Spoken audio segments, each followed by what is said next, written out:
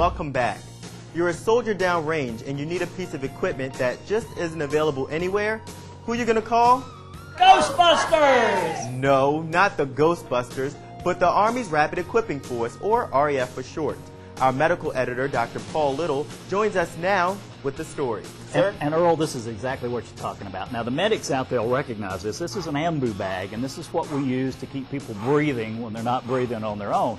But as you can see... You probably get tired, keep doing it. Exactly. And imagine doing that about an hour on a Black Hawk trip back to a forward surgical team or to a cache, you know. Yeah.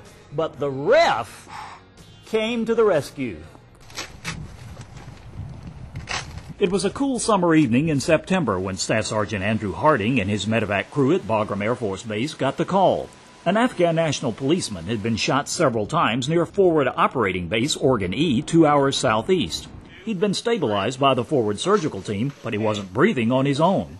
Harding's crew had just received a new mini ventilator from the Rapid Equipping Force, so they checked it out. I took it into the FST to hook it up to the patient. All I needed was the simple circuit, the vent itself, and one O2 bottle. Turned it on, and the patient was satting 100% for the entire 2-hour trip from Oregon E here back to Bagram. The new ventilator, called SAVE, was created by DARPA and modified by the Rapid Equipping Force. REF is a part of the Army's Asymmetric Warfare Office. We get good ideas from just about any level, from the soldiers, from their commanders, from their units, and combine them as a group. What we do is we find capability gaps, whether it's myself from the REF going out, making those assessments, whether it's feedback, again, from AARs.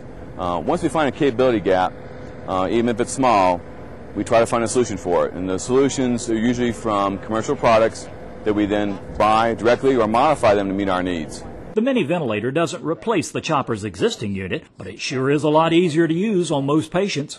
This thing has a lot more moving parts, a lot more circuitry, and you got to be a lot more delicate with it. Whereas the SAVE ventilator, you know, it's meant to be handled, you know, in a medevac environment.